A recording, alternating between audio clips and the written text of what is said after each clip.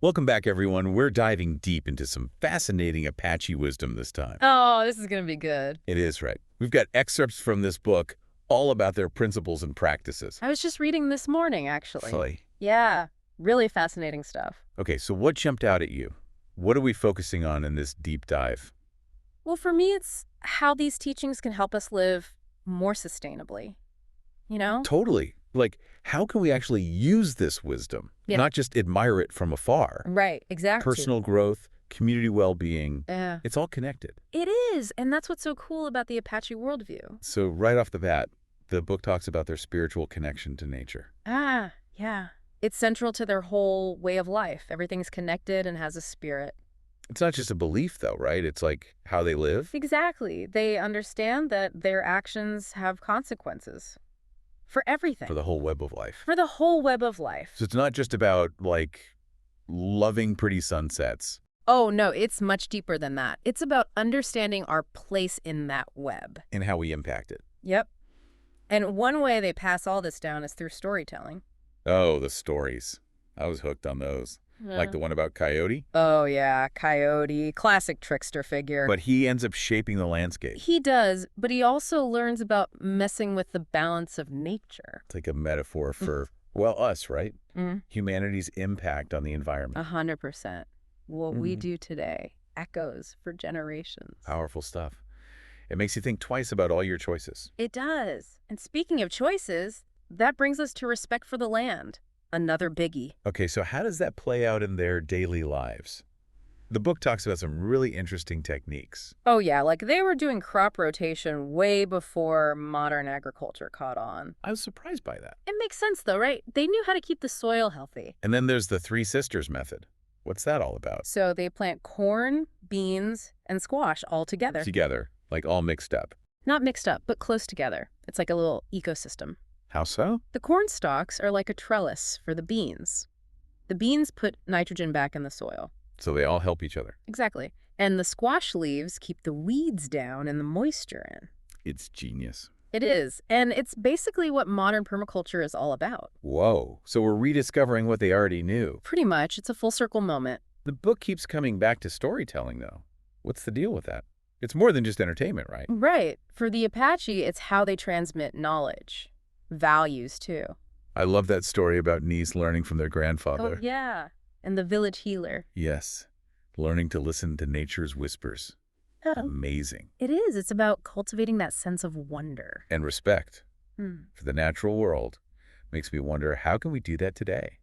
Like, use stories to inspire people. I think it's crucial. We got to share those stories, our own and the traditional ones. To reconnect people to nature. Exactly. So they'll want to protect it. Okay, so the next principle in the book is about living in harmony with those natural cycles. Ah, yes. Time for the Apache isn't linear like ours. It's cyclical, right? Tied to the seasons. Yep. Each season brings different opportunities. Just for survival. Not just that, for their spiritual life, for the community, too. Give us some examples. Winter, that's for reflection. Storytelling. Spring's for planting, new beginnings. Summer, community gatherings, celebrations. And autumn is harvest time, giving thanks. Wow, that's beautiful. It's like each season has its own feeling. It does, a rhythm, a purpose. So how can we bring some of that cyclical wisdom into our busy, scheduled lives? Well, we can try to align our activities with the seasons, pay attention to those subtle changes as they shift. Like actually notice what's happening in nature. Yes. It helps us stay grounded. I need that. So easy to just get swept up in the daily grind. It is, but taking time to observe those cycles, it connects us back to the earth. The book then talks about harvesting. It's not just a task for the Apache, is it?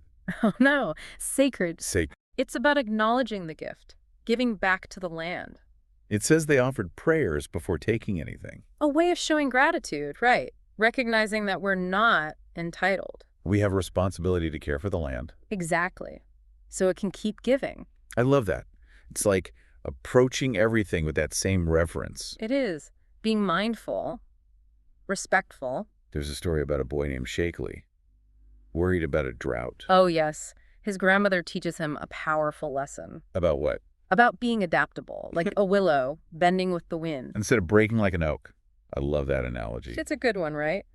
We can't control nature, but we can learn to adjust. Become more resilient. Exactly. Understanding your local environment, the risks, the patterns, it helps you prepare. It's like becoming a student of nature. It is, and a valuable skill in a world that's constantly changing. Speaking of skills, the book highlights all sorts of sustainable practices that come from the Apache. Oh, yeah, so many cool ones. Let's dive in. Controlled burns. They used fire to manage the land. And guess what? Modern science is catching up. Really? Yep. Controlled burns can help prevent those massive wildfires. Wow. And it's good for biodiversity, too. Exactly. Ancient wisdom meets modern science. The book also mentions water conservation. What did they do? Rainwater harvesting, natural filtration systems. What? How did they do that? Plants and sand, they knew how to work with what nature provided. Smart. Especially with water getting more scarce. Right. And a lot of their techniques can still be used today. What about hunting and fishing? The book says they were very sustainable. Very respectful, too. They took only what they needed, used every part of the animal. It's a far cry from how we do things today. It is, but it's a reminder that we have choices. Choices about how we get our food. And how we impact the environment. And of course, we've got the Three Sisters for planting. Right. Such a cool example of working with nature. Right. They understood those systems. Crop rotation, companion planting. It's like they thought about the long-term health of everything. They did. Their well-being was tied to the well-being of the land. So interconnected. And it's cool to see how these ideas are showing up in modern sustainability projects. Totally. Community gardens, tool libraries. It's like bringing that ancient wisdom back. I find that so hopeful. Me too. It's like we can learn from the past to create a better future. Speaking of community, the book talks a lot about that. Sharing resources, working together. Oh, yeah. That's huge in Apache culture. It's like woven into their way of life. They've got potlucks, shared child rearing, and today we have tool libraries, time banks. It's the sharing economy, bringing people together. Reviving those values of cooperation, much needed in today's world, right? Gee, it is. It's about recognizing that we're all in this together. That our well-being is connected. Exactly. And that we can build communities that reflect that. Okay, now, conflict. The book talks about how the Apache prioritized peace. Yeah, it makes sense if you're going to have a strong community. They had these talking circles. Oh, yeah. Everyone gets a chance to speak. No interruptions. Seems like a respectful way to handle things, It is. And the elders often act as mediators. to help find common ground. Exactly. Their wisdom and experience are super valuable. And are we seeing anything like that today? Actually, yeah. Restorative justice, mediation, they have a lot in common with talking circles. It's like those ancient practices are still relevant. Totally. They work for building harmony in communities, even globally. Let's lighten the mood a bit. The book mentions celebrations being a big deal in Apache culture. Oh, yeah. Celebrations are key. But they're more than just parties, right? Way more. They strengthen bonds, honor traditions, pass on knowledge. There's a story about Tasmania. Working with Elder Malia. Yes, to restore a polluted river. And it ends with this big celebration. Celebrating the river's health. It's about bringing people together around a shared purpose. And inspiring action. Exactly. Celebrations can be powerful tools for change. Before we wrap this part up, we got to talk about animals. So important to the Apache. The book says they view them with deep respect. Not just resources, but beings with their own roles to play. They learn from the animals. That's stewardship in action. It's a whole different way of seeing things. And it shows up in their hunting practices, too. How so? They have ceremonies to express gratitude for the animal's sacrifice. Powerful. It's like recognizing the interconnectedness of all life. It is. And we can bring that to our own food choices. Now the elders, they seem to be the heart of the community. They are keepers of wisdom. Their experience shapes the traditions. I loved that story about along learning from their grandmother, Lahore. Oh, yeah. Beautiful story. Shows how wisdom gets passed down. Through stories, through mentoring. It's about honoring the generations before us. How can we do more of that today? Well, we could have more mentorship programs, encourage families to record their stories. Document that wisdom. Exactly. It's about bridging that gap between generations. We all have things to teach and learn from each other. We do. And that's key to a sustainable future. And speaking of sustainability, the book dives into how the Apache view healing. Ah, yeah. They see nature as the source. Of healing. Physical and spiritual. There's a story about Kyle finding solace in nature during tough times. It's a reminder that nature can heal us. And science is starting to back that up. Really? Yeah. Nature therapy can reduce stress, improve mood. It's a natural medicine. The book also mentions their use of plants for medicine, right? Oh, yeah. They've got centuries of knowledge about that. I'm curious about that. What kind of plants do they use? Apache plume for wounds, yucca for inflammation, elderberry for immunity. Wow, so many. And they use chili peppers for pain, sage for its antibacterial properties. It's amazing how much they know. It is. Yeah. And it's important to preserve that knowledge, especially now. Especially now. Yeah. We need more sustainable healthcare solutions, less reliance on, the usual stuff. Right? Maybe we could all learn a bit from their approach. We could grow our own herbs, support local herbalists. Reconnect with nature's healing power. Exactly. Now, before we run out of time, the book talks about the importance of rituals in Apache culture. Oh, yeah, rituals are big. But they're not just ceremonies, are they? Nope. They're how they connect with the sacred, strengthen their community. There's that story about Koa and the rain ceremony. Led by their grandmother Yuma. Yes. It's like it awakened this connection to something bigger. Exactly. Rituals can do that. They transmit knowledge, build bonds. Makes you wonder, how can we bring that into our modern lives? Well, we could create our own nature-based As ceremonies. healing for connection, Exactly, and we Yeah. can use music, movement, storytelling. like the Apache do with their drumming and dancing. Right. It all adds to the experience. I think we often forget the power of ritual. We do. They can bring so much meaning to our lives. Okay, last thing before we wrap this part up.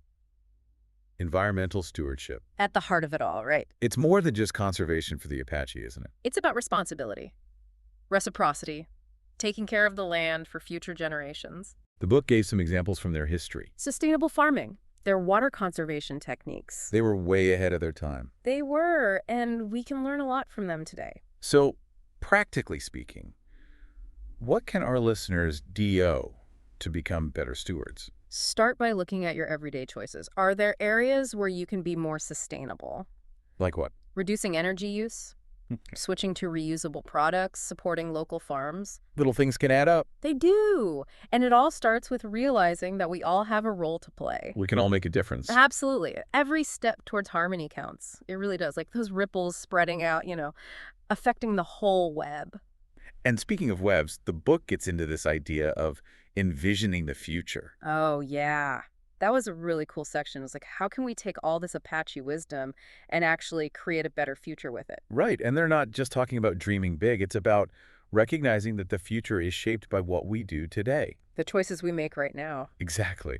And they're not saying it's going to be easy, but they are hopeful that we can create a world that's both sustainable and, prosperous. Yeah, like we can thrive without destroying everything. There's a story about a young Apache man named Hiawatha. Oh, yeah. Hiawatha. He's troubled by all the pollution he sees. And it really gets to him. He's like, we got to do something. He's a doer. Yeah. Embodies that whole Apache spirit of stewardship. He ends up working with Asha, and they organize this community gathering. Focus on sustainable living. Right? Yeah, bringing people together from all different backgrounds. That's so key. Collaboration is everything. It's like tapping into that collective wisdom, finding solutions together. Exactly. And the book lays out 3 main themes for how to build that brighter future. Okay, I'm intrigued. What are they? So they talk about the role of technology, the importance of global collaboration, and then the power of education and community engagement. Let's break those down, starting with technology, because sometimes it feels like technology is part of the problem, not the solution. Right. Like it's got us into this mess in the first place. So where does the book land on that? Well, it recognizes both sides.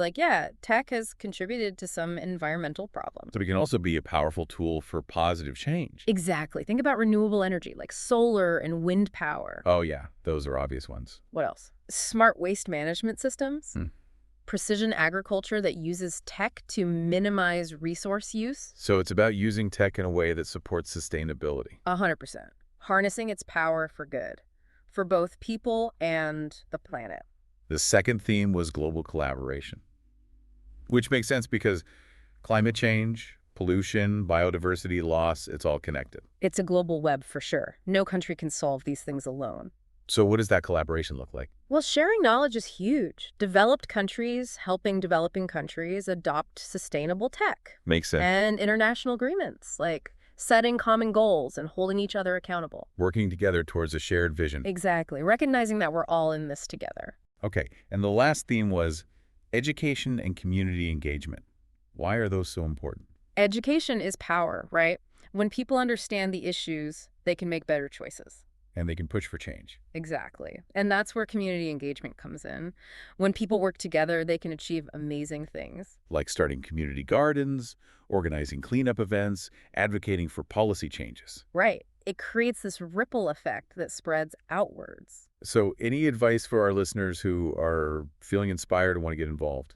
I'd say start by thinking about what really resonated with you from these Apache teachings, and then brainstorm ways to bring those principles into your own life. Like, what are some concrete things they can do?